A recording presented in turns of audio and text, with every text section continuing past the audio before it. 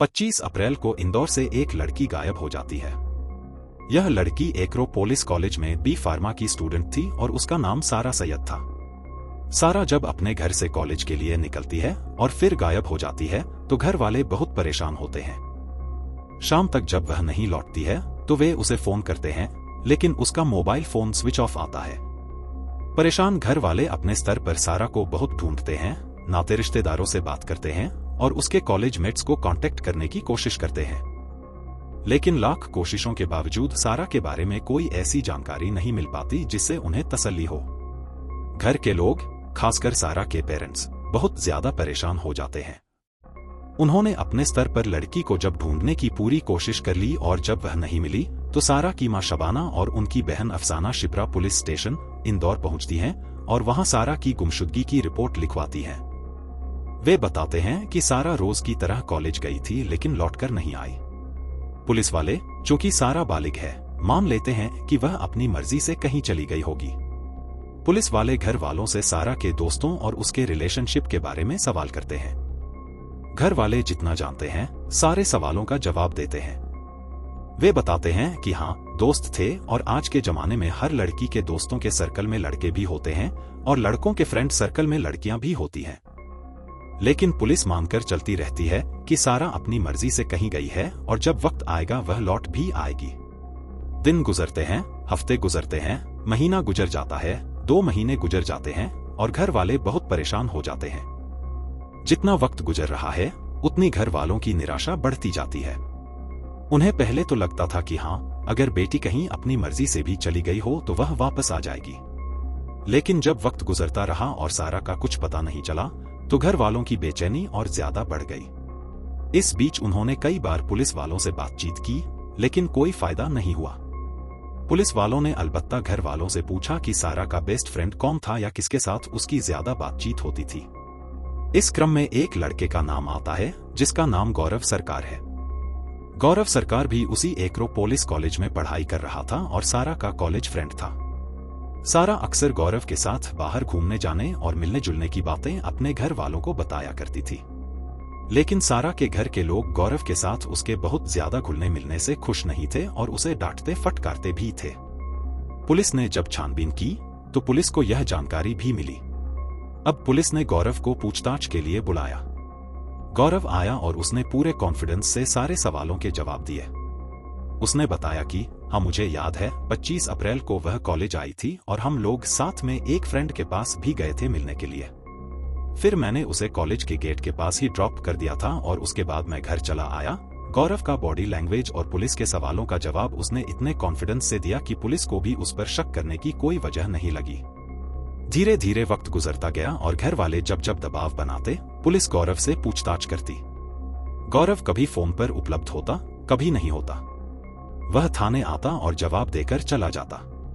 Police अपनी शुरुआती जांच में गौरव को क्लीन चिट दे चुकी थी, लेकिन जब काफी समय गुजर गया घर वाले मध्य प्रदेश हाई कोर्ट पहुंचे और अपनी बेटी की गुमशुदगी की जांच सही तरीके से करने के लिए हाई कोर्ट से फरियाद की।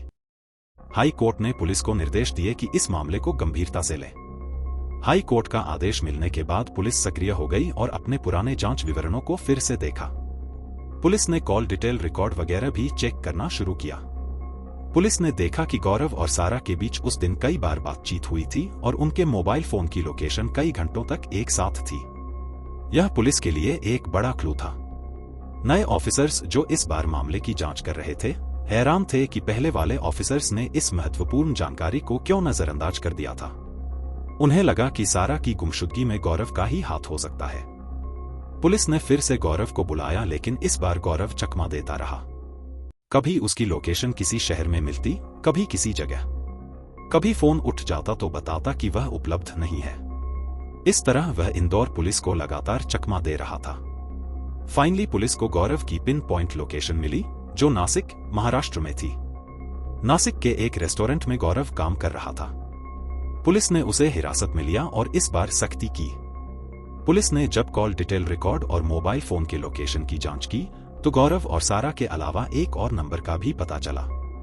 पुलिस ने उस नंबर के बारे में जानकारी जुटाई तो पाया कि वह नंबर स्निग्धा नाम की एक लड़की का है। स्निग्धा भी उसी एक्रोपोलिस कॉलेज में पढ़ती थी यानी ये तीनों एक साथ पढ़ने वाले दोस्त थे। अब स्निग्धा के बारे में भी पुलिस को पता चला और जिस तरह से उसकी आखिरी लोकेशन भी घटना के दिन गौरव और सारा के साथ नजर आ रही थी, तो स्निग्धा भी पुलिस के शक के घेरे में आ गई। पुलिस ने स्निग्धा को भी हिरासत में लिया और उससे भी पूछताछ की। शुरुआत में स्निग्धा ने भी पुलिस को बहकाने की कोशिश की और तरह तरह की कहानियां सुनाई, लेकिन पुलिस ने एक साइकोलॉजिकल ट्रिक अपनाया। उन्होंने स्निग्धा और गौरव को अलग अलग कमरों में पूछताछ के लिए बुलाया और उनके बीच की बातों को कैच किया।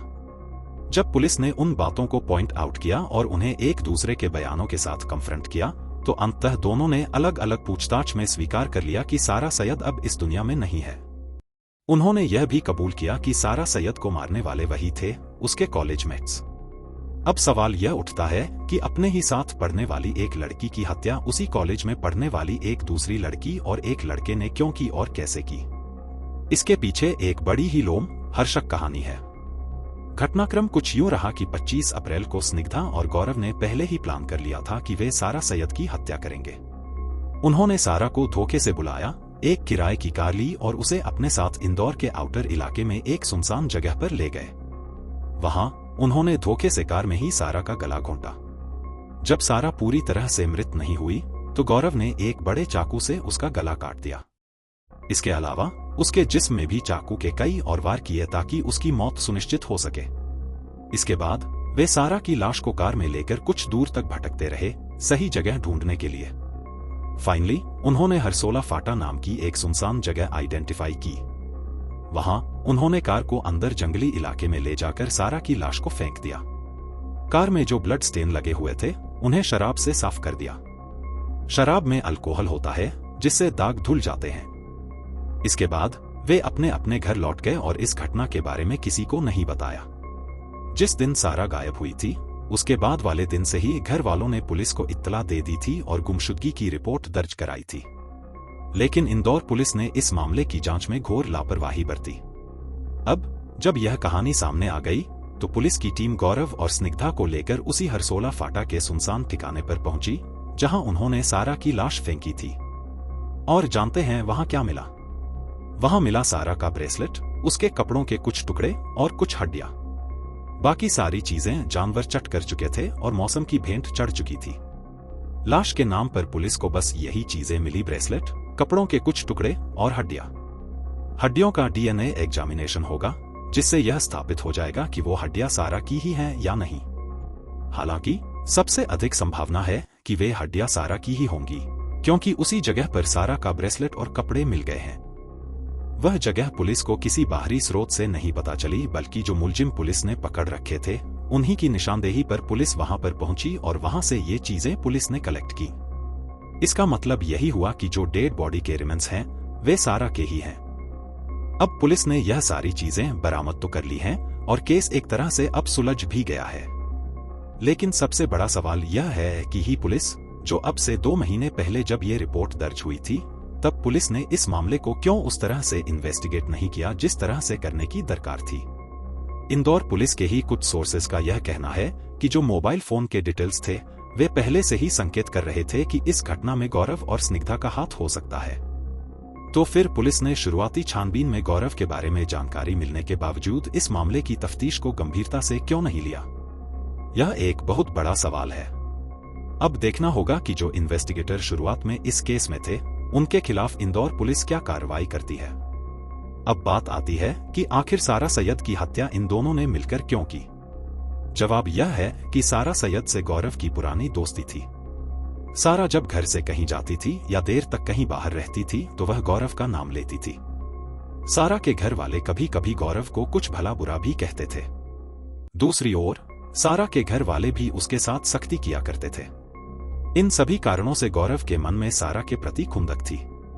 इधर अक्रोपोलिस कॉलेज में आने के बाद गौरव की दोस्ती स्निग्धा से हो गई। यह एक लव ट्रायंगल का मामला था, जहां गौरव, सारा और स्निग्धा दोनों के साथ क्लोज रिलेशन में था।